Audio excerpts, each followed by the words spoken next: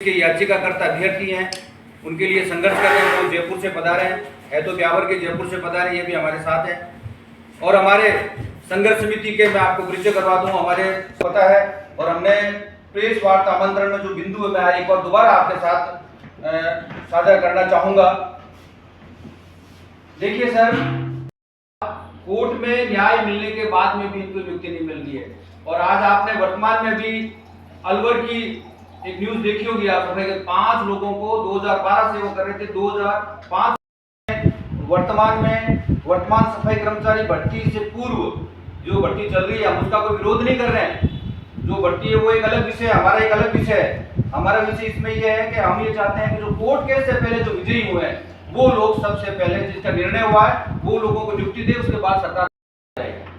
क्योंकि 4th class तक देखो संविधान की जो बातें होती है तो उसमें क्या है कि आरक्षण का भी अड़ंगा आ जाता है, मामले कोर्ट में चले जाते हैं। तो हम ये चाहते हैं सरकार से कि इसमें एक आयोग गठित करे और इस भर्ती जो अति आवश्यक सेवा है, सफाई कार्य एक ऐसी आवश्यक सेवा है समाज के लोग ही करते हैं। वहां उन्होंने एक ऑर्डिनेंस पास कर रखा है, उसमें क्या जो अड़ंगा नहीं आता, संविधान का कोई न्याय मिलने की पूरी उम्मीद है।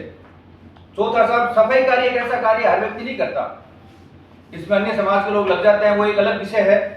लेकिन वो काम एक्चुअल में नहीं होता। और सफाई का जो कार्य है वो पूरा वाल्मीकि समाज के, मान लो 100 आदमी का काम है, 10 आदमी सफाई कर्मचारी वाल्मीकि समाज आ जाता है, तो वो काम वाल्मीकि समाज को राजनीतिक संरक्षण मिले। साहब, हमारा कोई भी व्यक्ति MLA MP नहीं है, हमें केवल जो संवैधानिक पद मिलते हैं वो भी जब सरकार पूरे 4.5 साल हो जाती है उसके बाद हमें मिलती है। जब हमारा कोई एक व्यक्ति आता भी है तो उसका आधा से ज्यादा समय 1500 या 2000। वो लेटर कहाँ है जो आपने दिया था दिल्ली? वो लेटर जो मंत्री जी को दिया था वो आप भी हाथ करके ये वाल्मीकि समाज में काम कर रहा है, दूसरा समाज काम नहीं कर रहा है, ठीक है? 10 के ऊपर 100 का इतने सारे लोग एक व्यक्ति तो जाता नहीं वहाँ पे, खूब सारे लोग पहुँच जाते हैं वहाँ पे। अब सरकार के जो माननीय न्यायालय होता है वो उस पर डिसीजन नहीं दे पाता, क्योंकि तरह तरह के केस आते हैं तो सबको सम्मिलित करके एक जगह ही उसको रख दिया जाता है और संबंधित विभाग के अंदर उसको भिजवाया जाता है कि इसका निस्तारण किया जाए।